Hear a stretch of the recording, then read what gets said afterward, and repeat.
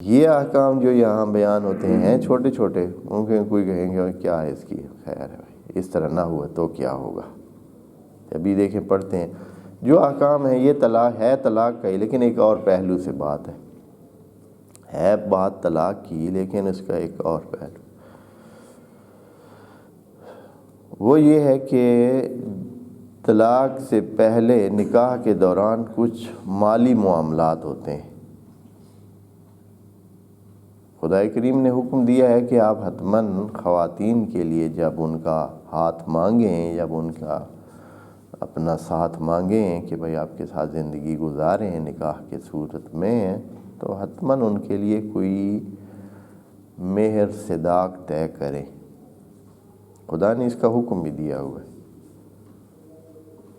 لیکن خدا کریم وہ صورت بھی سامنے رکھ کے حکم بتا رہا ہے جس میں کوئی طے نہیں کرتا ہے۔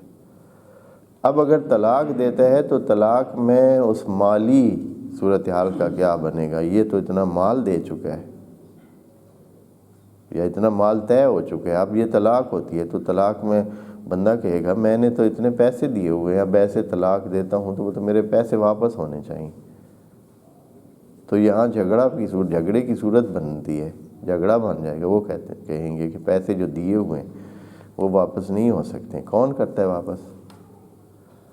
یعنی انسان کبھی بھی دل نہیں چاہتا ہے اس کا کہ وہ کیا کرے، پیسے جو لیے ہوئے ہیں اس نے وہ واپس کرے، اور جو دینے والا ہے اس کو یہ ہے کہ جو شادی چلی نہیں ہے وہ پیسے میرے ضائع کیوں ہوں، وہ واپس آنے چاہیے میرے۔ تو اس جھگڑے کو طے کرنے کے لیے خدا کریم نے یہاں ان آیات میں، 2 آیات میں اس مسئلے کے بارے میں مسئلہ یوں بتایا کہ اگر تو آپ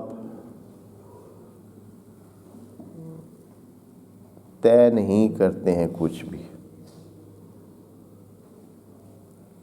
طے ہی نہیں کیا،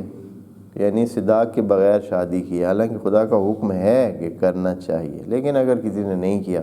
تو نکاح باطل نہیں ہے، نکاح تو ہو سکتا ہے، نکاح تو ہو جائے گا، لیکن اللہ کے حکم کی کیا ہوگی؟ خلاف ورزی ہوگی، نکاح ہو جائے گا۔ اب اگر طلاق دے دی ہے تو اس صورت میں، طلاق کی صورت میں، اگر تو طلاق رخصتی کرانے سے پہلے ہی طلاق دے دی، حالات ایسے پیدا ہو گئے ہیں کہ رخصتی نہیں ہوئی، یعنی خاتون کو گھر لایا ہی نہیں گیا اور پہلے ہی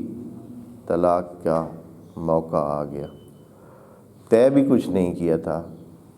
خاتون گھر بھی نہیں لائی گئی، یعنی میاں بیوی کے کوئی رابطہ بھی نہیں بنا، نتیجہ یہ ہے کہ طلاق ہو گئی۔ طلاق کی صورت میں کوئی ذمہ داری نہیں ہے۔ لا جناح کا معنی یہاں زیادہ واضح ہو کر آئے گا، کوئی مرد پر کوئی ذمہ داری نہیں ہے اگر بیوی کے ساتھ اس کا تعلق قائم نہیں ہوا ہے اور طے بھی کچھ نہیں کیا تھا۔ لیکن خدا کریم پھر بھی یہاں فرماتا ہے کہ یہ جو آپ نے ایک دفعہ اس کا نام اپنے ساتھ جوڑا تھا، یہ ایک قسم کا ڈنٹ ہے یا ایک قسم کا داغ ہے یا ایک قسم کا نقص ہے جو اس خاتون کو، یا ایک نقصان ہے جو اس کو پہنچے، تو حتماً اس کا خمیازہ کرنا چاہیے اور اپنی طرف سے آپ کو کچھ پیسے ادا کرنے چاہیے، کچھ مالی سلسلہ ایسا کرنا چاہیے جو مناسب ہو۔ اگر اچھے حیثیت والا ہے تو اچھے خاصے پیسے دے، اگر درمیانہ ہے تو درمیانے دے، اور اگر کم حیثیت ہے، مالی پوزیشن اتنی مستحکم نہیں ہے تو کم دے، لیکن دینا ضروری ہے۔ ٹھیک جی، یہ ہوگی ایک صورت۔ دوسری صورت اس کی یہ بنتی ہے کہ اگر طے کچھ نہیں کیا ہے، خاتون کے ساتھ شادی کی ہے اور گھر بھی لے آیا ہے اور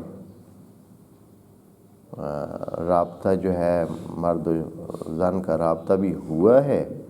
اب پھر طلاق کی نوبت آ گئی۔ اس صورت میں ضروری ہے کہ عام طور پر اس لیول کی خواتین کے لیے جو مہر معروف انداز میں طے کیا جاتا ہے وہ دینا پڑے گا طلاق کی صورت میں۔ پورے کا پورا، یعنی ایسے ہی ہے جیسے کہ طے کیا ہو، پورا مہر جتنا عام حالات میں بنتا ہے وہ دینا پڑے گا۔ تیسری صورت یہ ہے کہ آپ پہلے سے کیا کرتے ہیں، طے کرتے ہیں، آپ نے مہر طے کیا ہے۔ وہ دو صورتیں تھیں جب مہر آپ نے طے نہیں کیا ہے، تو اب بات کرتے ہیں جب آپ نے مہر پہلے سے طے کیا ہے کہ اتنے پیسے حق صداق اور حق مہر ہوگا۔ اب اگر طلاق دیتے ہیں قبل اس کے کہ خاتون کو گھر لے آئیں، قبل اس کے کہ رابطہ مرد و زن کا واقع ہو، طلاق ہو گئی ہے، پیسے طے ہو گئے تھے، اس صورت میں قرآن کہہ رہا ہے کہ نصف پیسے جو آپ نے طے کیے وہ آپ کو دینے پڑیں گے، صرف اس نکاح کی وجہ سے جو آپ نے کیا تھا۔ نکاح کی وجہ سے اب طلاق جو آپ دے رہے ہیں، تو جو پیسے آپ نے طے کیے تھے، حتیٰ وہ گھر بھی نہیں آئی، گھر بیٹھے بیٹھے ادھر ہی آپ نے طلاق دے دی اس کو، تو اب آپ کو کیا ہے، نصف پیسے دینے پڑیں گے۔ اور یہ ہمارے معاشرے میں ایک بیماری ہے یا ایک مسئلہ ہے، خدا سب کو محفوظ رکھے، کہ بلا وجہ جو ہے نا قبل از وقت کیا کرا دیتے ہیں، نکاح کرا دیتے ہیں۔ اکثر یہ کرتے ہیں، 10 سال پہلے، 5 سال پہلے، 7 سال پہلے 2 بچوں کو کیا کرا دیتے ہیں، نکاح کرا دیتے ہیں۔ اور جو اتنے پہلے نکاح ہوتے ہیں ان میں درمیان میں جو کیونکہ معاشرے میں رہتے ہیں تو اونچ نیچ جو ہوتی ہے، وہ جی ہمارے فوتگی پہ نہیں آئے، وہ ہماری خوشی میں نہیں آئے، وہ ہمارے فلاں موقع پہ عید پہ انہوں نے عیدی نہیں بھیجی، فلاں یہ نہیں کیا، وہ نہیں کیا۔ کتنے مسائل پیدا ہوتے ہیں یہ جو قبل از وقت نکاح ہوتے ہیں، اتنے مسائل بلا وجہ آپ اپنے آپ کو الجھا رہے ہیں، بچے کو بھی الجھا رہے ہیں، ان کے ذہن الجھا رہے ہیں، ان کے لیے مسائل پیدا کر رہے ہیں۔ اور وجہ کیا ہوتی ہے، کبھی یہ ہوتا ہے کہ وہ چاہتے ہیں کہ یہ کسی اور جگہ نہ بزی ہو جائے، کوئی اور نہ ہی ادھر اپنی ڈوری ڈال لے، ہاں، اور ادھر کبھی اس طرف سے خطرہ ہوتا ہے، یعنی کبھی بچے لڑکے والوں کو یہ ہوتا ہے کہ لڑکی پہ کوئی اور نہ آ کے وہ منگنی کر لے یا اس کا ہاتھ مانگ لے، اور کبھی لڑکی والوں کو یہ ہوتا ہے کہ اچھا خاصا لڑکا ہے، ہاں، کام کا لڑکا تو ملتا ہی نہیں ہے، اب ایک ہے تو اس کو ابھی سے ہی نکاح میں ڈال دیں۔ تو نتیجہ یہ ہوتا ہے کہ ابھی کتنا ٹائم رہتا ہوتا ہے، درمیان میں 20 ایسے واقعات پیش آتے ہیں جن میں اس نکاح کے ٹوٹنے کے اسباب پیدا ہو جاتے ہیں، 20